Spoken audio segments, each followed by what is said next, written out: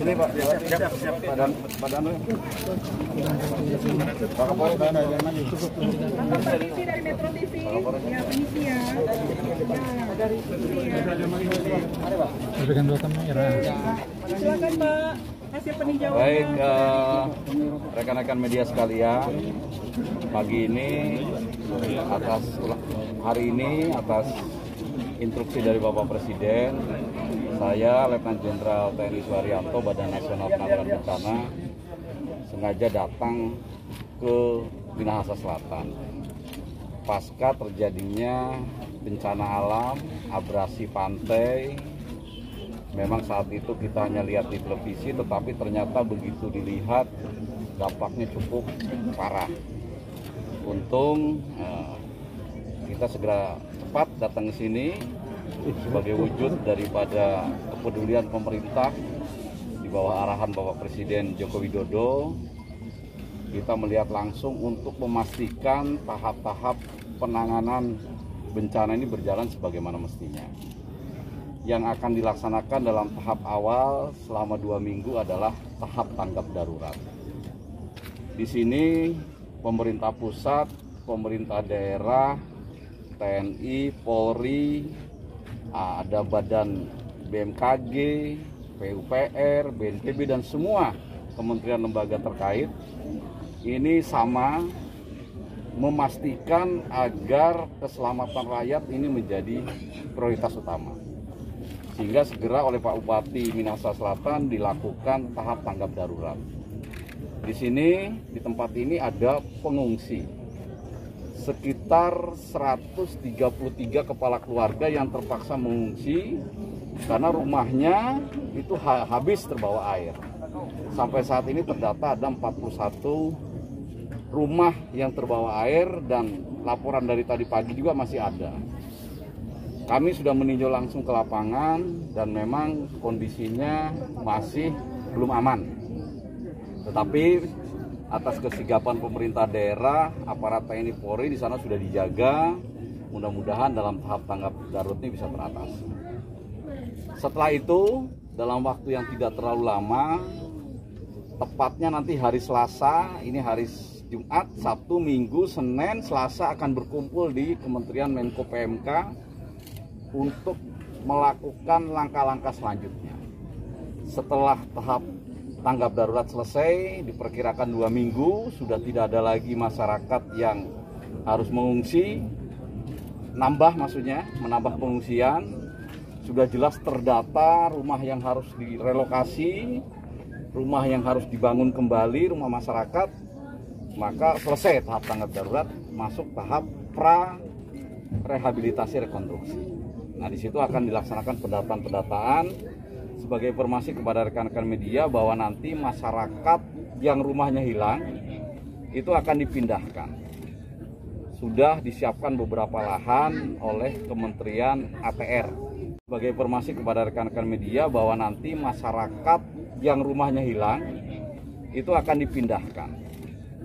Sudah disiapkan beberapa lahan oleh Kementerian APR, oleh BPN, nanti bekerja sama dengan Pak Bupati, nanti mereka ini akan diyakinkan untuk mendapat tempat tinggal yang baru oleh pemerintah. Mungkin seperti itu untuk sementara, silakan kalau ada yang mau nanya. Pak, kalau berkaitan dengan penyebab pasti, apakah ini abrasi atau likuifaksi, kami konfirmasi kembali hasil dari pemerintah sendiri, baik koordinasi Pemda dan Pemprov, disebabkan karena faktor apa, Pak? Nah, ini kami belum bisa menjawab apakah itu abrasi, apalagi likuifaksi. Karena kejadiannya kan tidak didahului dengan fenomena alam. Perlu kajian yang lebih mendalam. Makanya saya ulangi lagi, setelah tahap tanggap darurat, ada tim yang akan dikoordinir oleh Kementerian Pembangunan Manusia dan Kebudayaan untuk segera datang ke sini mencari penyebab yang pasti seperti apa dan langkah ke depannya seperti apa. Tentu saja ini membutuhkan ilmu pengetahuan dan teknologi. Saya datang ke sini dengan Kementerian BMKG, dengan PUPR, ini belum bisa menentukan pastinya penyebabnya. Ya mungkin bisa abrasi, tapi kalau likuifaksi tidak. Mekanisme penyaluran bantuan ini gimana? Mekanisme penyaluran bantuan begitu tanggap darurat sudah dibentuk posko kedaruratan.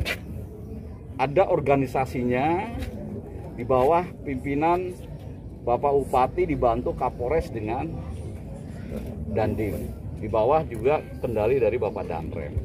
Nanti bentuknya seperti apa, hari ini akan jadi. Nah, setiap bantuan apakah resmi dari pemerintah, dari swasta, dari perorangan akan dihimpun di posko, sehingga penyalurannya bisa tepat sasaran dan tepat jumlah. Saya saja sebagai Kepala BNPB datang ke posko, memberikan bantuan lewat Pak Bupati, baik dana maupun logistik. Nah, nanti Pak Bupati dengan jajaran di bawahnya akan menyalurkan. Diharapkan media juga menyampaikan informasi kepada segenap masyarakat yang akan membantu, jangan langsung masing-masing, supaya terkoordinir dan yakinlah bahwa bantuan itu akan sampai ke yang benar-benar berhak. Nanti akan seperti apa kemudian anggaran yang sudah diperkirakan ini kan kerugiannya 55 miliar. Kalau menurut BNPB sendiri sudah seperti apa Pak itu anggaran 55 miliar itu? Itu 55 miliar kan kerugian. Ya, nah, mitigasinya ya itu tadi, yang tim itu yang akan membentuk nanti setelah rapat itu. Saya sebagai kepala tidak bisa menjawab sekarang, karena kan perlu pengajian secara lebih mendalam. Bagaimana ke depannya? Kalau kita lihat jembatan yang putus itu dibangun sejak 2016. Dulunya nggak ada jembatan itu. Mungkin daerah-daerah jalan itu nggak ada. Tapi kan kita tidak bisa menyalahkan kenapa di jembatan itu dibangun. Perlu studi yang mendalam. Nah, ini nanti dapat jawabannya setelah selesai pada saat pasca tanggap darurat itu, yang Selasa akan kumpul itu. Nanti para ilmuwan, para ahli dari geologi, dari BMKG itu yang akan menyimpulkan.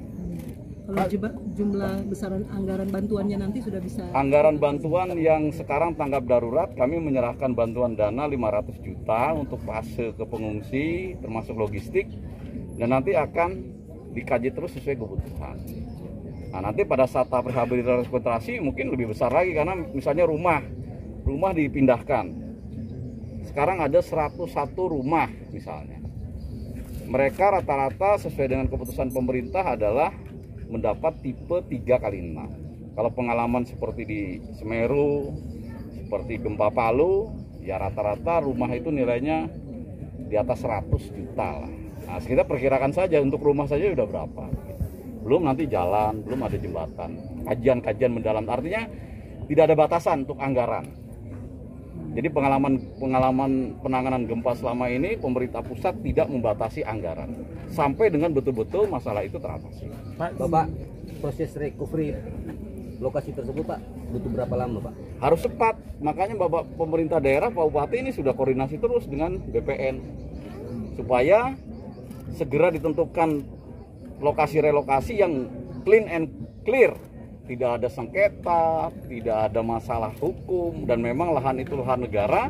Seandainya nanti diberikan kepada masyarakat terdampak, itu tidak masalah. Pak, sementara ini radius aman kira-kira berapa? Ya, kalau sesuai aturan memang dari pantai itu sempadan itu 100 meter dari bibir pantai harusnya sudah tidak ada bangunan kan.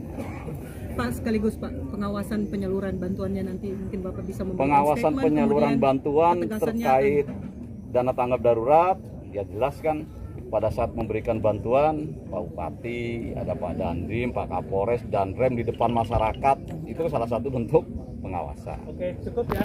Oke. Pak Bupati boleh